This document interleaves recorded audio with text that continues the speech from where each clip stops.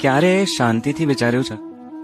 જેની પાસે આખી સોનાની દ્વારકા છે, જે ત્રિલોકનો નાથ છે, જો ચાહે તો કરોડોના હીરા માણેકનો મુકુટ પહેરી શકે એમ છે, એ રાજાધિરાજે પોતાના મસ્તક પર એક સામાન્ય મોરપીંછ કેમ ધારણ કર્યું?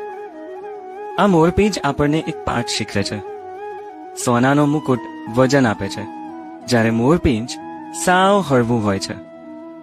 મારો ઠાકર એ જ કહેવા માંગે છે કે હે માનવ, જો તું અહંકાર, ચિંતા અને અભિમાનના ભાર નીચે દબાયેલો રહીશ તો તું ક્યારેય ઉપર નહીં ઉઠી શકે.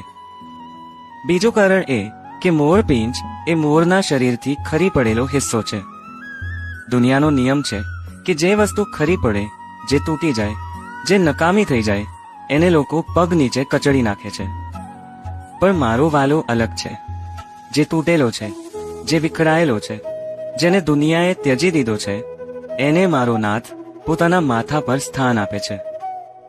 જો તમને ક્યારેય એમ થાય કે હું તૂટી ગયો છું, હું એકલો પડી ગયો છું, તો યાદ રાખજો, તમે હવે મોરપીંછ બની ગયા છો. બસ શ્રદ્ધા રાખજો. હવે તમને કોઈ ઉચકે કે ન ઉચકે, મારો ઠાકર ઉચકીને તમને માથે બેસાડશે. બસ શરત એટલી કે મનથી હળવા રહેજો અને રંગોથી ભરેલા રહેજો. જય દ્વારકાધીશ.